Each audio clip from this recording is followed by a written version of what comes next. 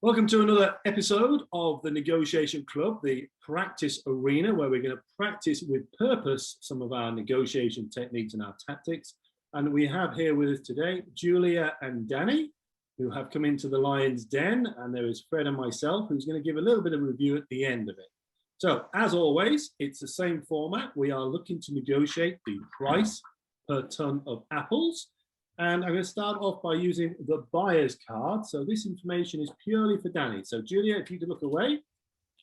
And Danny, this is your break-even point. So this is your budget, okay? The budget for the buyer.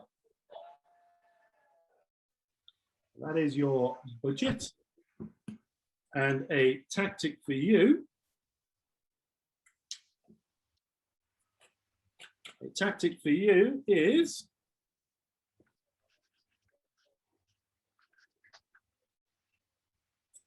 okay. Right, Julia, you can look back. Right, Danny, if you could look away just for a second. This is where everybody gets a bad neck because I make them all look away. Right, so Julia, this is just for you. This is your break-even point. So you are looking to negotiate above that. That is the price per ton of apples. Okay, so above that. And a tactic for you. Your tactic for today to practice with purpose.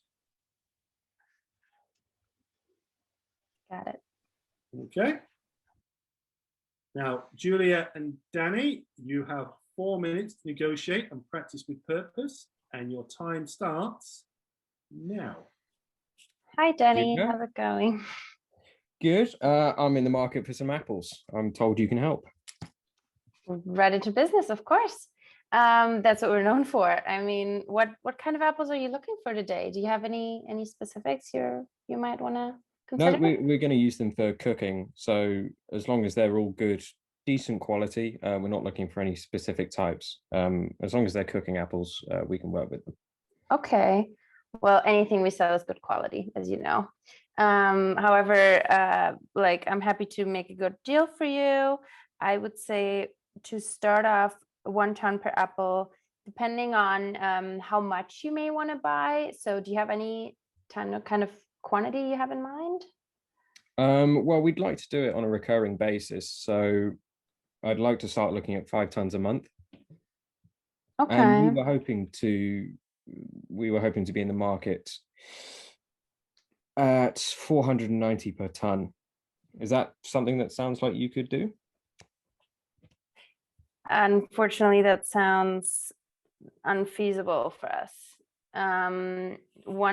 If you want 5 tons a month on a recurring order, the price for a ton would be £698.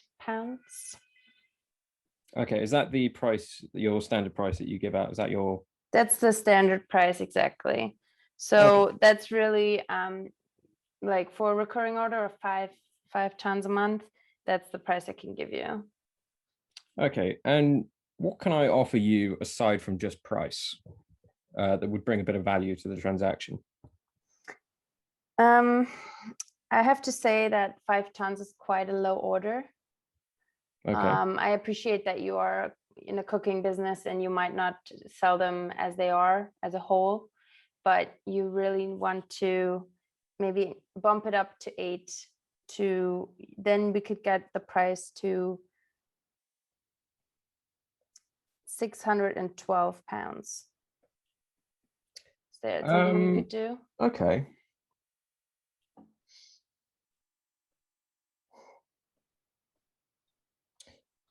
So if I offer you 8 tons a month, then you would bring the price down to 612 per ton. Okay. Are there any delivery charges associated with that? We charge £23 for delivery. And okay. There's anything under 20 tons, we can do that for £23. Okay. Well, the price is slightly outside my range. So if I offer you more than 8 tons per month, would you be able to offer me a reduced price further than 612? Could we be looking at something closer to 550, 560? I really can't go below 600 at all. I'm sorry. We can stagger it and say you might want to get 12 tons, and then we would be at 599. That's really the lowest I can do. Okay. Delivery charge. Yeah, that seems fair enough for me. As long as you're okay with that, 12 tons at 599 a ton. That's acceptable for me. Plus the delivery charge? Yeah. Okay. So we're at 622. Yeah. Sounds like a good deal. Brilliant. Awesome. Oh, well timed as well.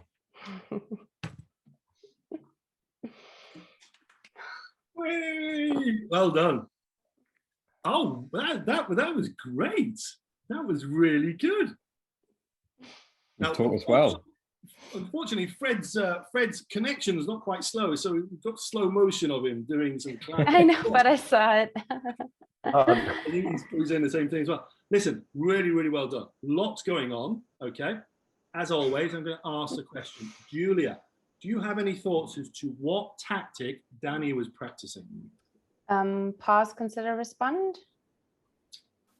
Not quite. No, I'm just a slow thinker. Closed questions. Now then, closed questions are used for obtaining basically yes/no answers or single word responses. Very useful when you want to close out pieces of information, to clarify pieces of information, okay? Although I would be a little bit careful where you do use them on occasion. I might just cover that in a minute, Danny, as well, okay? Now then, Danny, any thoughts as to what Julia was practicing? I couldn't work it out. I think I was probably too focused on my own tactic that I wasn't paying enough attention to catch it. Like I didn't do it well enough. I don't know. Oh, of course. I think the reason I didn't see that is that's the one that I think was easiest to pick up when you taught us. So that just seemed natural to me. I saw it and I thought, oh, good work. Yeah, I mean, really, really good. I mean, you did that particularly well. But one thing I would say, Danny, is that, okay, I know you can't necessarily work out what was happening there, but I would go back to that model where I talk about that learning journey. And because you don't have the time and you're spending all that moment thinking about your own tactics, it means that you're not practiced enough in that tactic already. So that's why you're not then able to focus your attention on it, hence why the need to practice. You practice closed questions so well, you don't even have to think about it. You have more brain matter to think about, well, what's the other person doing, and try other tactics as well. So just really, really good. Now then, I'm going to ask Fred, would you, I don't know whether we can actually do this, but Fred, would you like to give some feedback as to what you saw there? I saw lots of really good stuff. Really, really good stuff. You know, so it's almost like case study type things in this. You know what I'm going to start with. Yeah, at the beginning, questions. Yeah, salespeople have to ask questions to really understand what's the person after. Yeah, what kind are you after? What quantities? Cool, because how can you even put together a package? How can you do anything unless you know that? So that was great. We got into some big numbers, big numbers in volume, put the cost in. And then something that really made me smile was you said, oh yeah, $6.98 is the standard price. Huh? Standard price? Am I only worthy of the standard price? Brilliant. I wish you probably thought, oh, why did I just say that? He's not feeling so special at the moment, is he? I'm probably going to have to move now, prod for my own back. But that was great. And then my favorite bit of this, it's such a grown up and bang on question for somebody who's genuinely interested in getting a win-win result out of this, is what other things apart from price would make this good for you? That wasn't quite the terminology, but yeah, what else could you offer? What else could I offer apart from price to make this good for you? What a fantastic question. You know, and a good salesperson should be saying, this is really interesting. I'm with a grown-up here. I'm with somebody that I can actually properly partner, I can properly work with. Good. We're going to have a decent open discussion now. You know, so I commend you on that question. I thought it was brilliant. And because we were doing it, I even felt that the kind of discussion, it got more open and the volumes went up and the prices got better. And I know the levels that you need to be at, everybody happy. And I think a lot of it comes down to how you positioned, this is how I want this negotiation to go. I really want something out of this, or you to come out of it. I want us both walk away happy and have a proper ongoing relationship, because people say that, but then don't really walk the talk. You know, you did that. So that was so cool for me. I loved it. Yeah, absolutely. I mean, you picked up on the, one of the important bits there, which was, what else could I do? What else would be of interest to you? I would generally try and have that question as early as possible, even before proposals are done, because the more information you have like that, the better it is. Now, I didn't show you what you actually had on your cards, but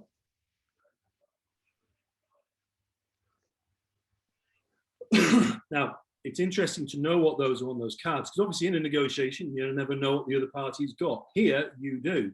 So you know exactly what was going on, and we can reflect upon that. So just from my perspective, very first thing that Danny said was a closed question. I'm told you're the one I should go to. Yeah, it's a closed question. Yes, it is. You are the one. You're right, Ed. Come with us. Question. Yeah. Any specifics? Right. We had cooking. We're looking for decent quality. Now then, this is where Julie started off. Well, that's cool. We've got it all. Cooking. Yeah.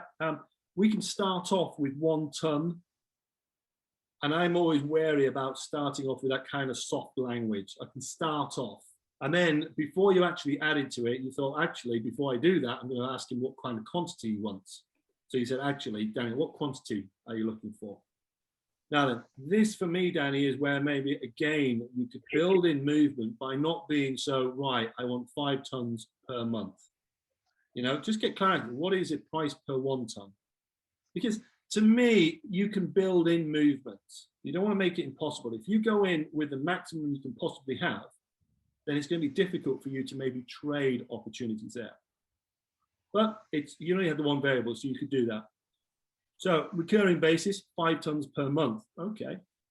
Now we had some soft language from you, Danny. Yeah, I'm hoping for 490. And you when I said it. Yeah. Now that hoping for 490, all right, and then I could tell you knew that you'd said what you did, because you then added a question to it, and it was another question, a closed question, with something like, is that something you can do? Or something that's allowed. Okay. Now that was a closed question. Now then, as you were saying that, I noticed Julie's eyebrows raised up a little bit, because obviously 490 is not acceptable. And immediately was unfortunately, that's just unfeasible. Okay, can't do it. Our price is 698. Now 698, again, lovely oddish type number. 698, effectively it's 700, but it doesn't sound like 700. It's £2 off, but 698. Wow. Okay. Now that is acceptable. All right. And what we're doing is we're looking for behaviors when things are unacceptable and when things are acceptable. And in this particular point, this is where, Danny, you didn't push back on the numbers, but you did mention the fact, oh, is that the standard price? Okay.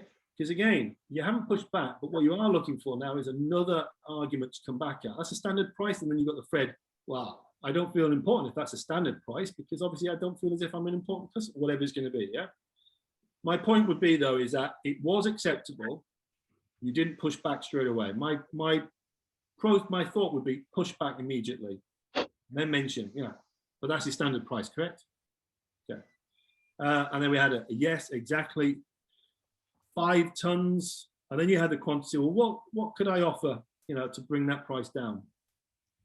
5 ton orders, maybe 8 tons. We could go, we could bump it down. We could drop it down, bump it down to 612. All right. Now that's great, because actually, Julia, what you're doing is trading. You buy more, condition, you buy more, condition, concession, I'll bring the price down. All right. So we're now trading. Okay. We're exchanging value here. And again, it's acceptable to you, Danny. So you went, okay. And then you went silent for quite a while. Why did you go silent then? Two reasons. One, I'd written something down before we started that I wanted to use. I'd written down the structure of what can I think it was what can I offer you is what came next, or something like that. And I was just fitting in the variables. And I excused that by claiming in my own head that I was pausing and responding. In reality, I was just trying to work out what I was going to say. But I was quite happy to pause. And I say this to people, I mean, you know, you went silent and you paused. You have every right to take as long as you want to respond. There is no rule or rush or anything else like that. You know, the other party might rush you and say, come on, Danny, what do you think about that? Okay. I'll give you an argument, but pause, think about it. Okay. Because 612 has come down. You had to increase your volume. So of course you're now then thinking, well, okay, well, what else could we do here? So, and then you repeated it. So if I offer you, so if I take the 8 tons and the price is 612, and then you said, and another closed question, any delivery charge? Now, for me, again, you might want to say, but that does include delivery. So make it, you know, kind of a negative. Julia has to say, no, you know, it's extra for that, because that's going to make it feel bad. And you can then play up with, because you said, is there any delivery charge? Julia can add that on there. Well, yes, of course there is, £23 a ton. And again, we had this next set of words. Well, the price is slightly above, again, slightly. So if you hear these words, for me, it tends to mean it's on the inside acceptable position as opposed to the outside not acceptable. So we'll get the words like it's impossible, but on the inside, we'll get the words like slightly, or I'd like a little bit, or could we split the difference? Those are the things we hear when it's acceptable. And then you put the 550 to 560, which is again not acceptable. And Julia was very clear about that. No, I really can't do that. So sticking at it. Then you said, well, for 12 tons, 599, I think it was. Julia was like, no. And then it was like, no, it was 599. It was like, yeah. So we summarized, okay, 12 at 599. And then Julia said, plus delivery. And you were like wavering over it. That makes it 622. And then you said, yeah, okay, that's a deal. And it was bang on the time. So I'm only repeating that because what I also want people to recognize is you've got to be able to capture that information. And by capturing that information, you can also think about some of the responses you've had. Now, Julia, how did you feel about that as a negotiation? And from what Fred and I have said, is there anything that you can do as a takeaway? I think it was super interesting and nice to negotiate with Danny, because that question about what other things are there really made me consider my role. And I think it would also in real life make me consider, what am I actually doing? Like, is this really just about money? You know, like what other things can we talk about? And what I'm taking away is soft language. I wrote this down. Soft language indicates the person actually has found a price they're comfortable with. So if there's hard language, that means that it's really not happening, and more kind of like, oh, a little bit, maybe, can we, might mean that the person already heard a price that they can pay. So that's what I'm taking away. Yeah, brilliant. Yeah, and don't get me wrong, they're only indicators. So yeah, and then think about what you're going to do. But that point about getting asked, well, what else could you do, or what else could we do? When you do your preparation, often you can think about the Moscow, must have, could have, or should have, must have, should have, could have. So it's like, what are the other things that might get asked that I could offer? And that's how you also build up things, because sometimes you might actually have something the other party doesn't know. And it's those conversations that leads to the added value opportunities. Danny, what about you? This is another reminder, just like the sessions were, that soft language is so easy to fall into. It's you spend so much time trying to be polite and respectful with people, and you forget how easy it is to allow yourself to be compromised just by your language. And I found myself doing it, and I knew as soon as I'd done it, each time I heard myself say it, because that's what you naturally do. You're naturally soft and kind with people, and I caught myself doing it, and it was too late. And I paused a few times afterwards. When I watch it back, I'm going to cringe at myself, realizing I've done it. The most important thing, Danny, is that this is the place to do it. This is where you do it, you reflect upon it, you learn from it. Because many people in a negotiation don't even know they're doing it, never even thought about it. You're getting something that many people don't. So well done. Fred, any final thoughts from you, sir? Yeah, I just want to, again, it's probably with my sales, it is with my sales trainer hat on, which is, a good salesperson would be absolutely prepped to make the most of that question. With what else could I offer you? A poor salesperson is like, oh, I've worked out what the discount levels are. Point, nothing else.